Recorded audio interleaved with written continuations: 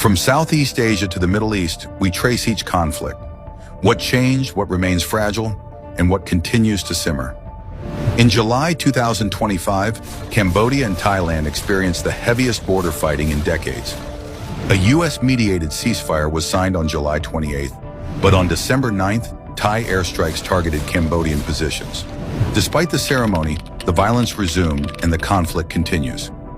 On December 4th, leaders from the Democratic Republic of Congo and Rwanda signed a peace and economic partnership deal at a Washington ceremony. The agreement promises investments in minerals, energy, and tourism. However, the main rebel group, M23, was not part of the deal and continues to operate in eastern Congo. Local fighting persists and military forces have yet to withdraw. The agreement represents economic progress, but the war itself has not truly ended. The dispute over the Nile Dam between Egypt and Ethiopia continued. In 2025, no shots were fired, no troops mobilized, and no armed clashes occurred. While tensions remained, this was a political standoff rather than an active war. Tensions and protests persisted in Serbia and Kosovo, but no armed conflict occurred.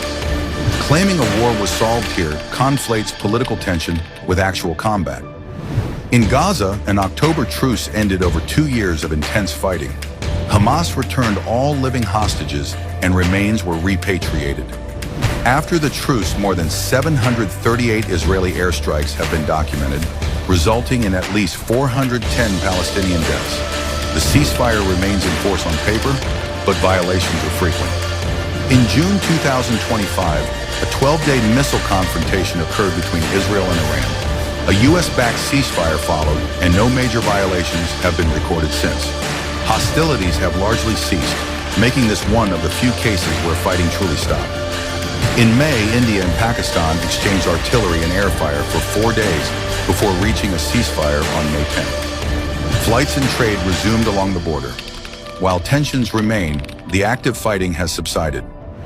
In August, Armenia and Azerbaijan signed a framework agreement at the White House. No comprehensive peace treaty exists, and low-level border incidents continue. The conflict eased, but it is far from fully resolved.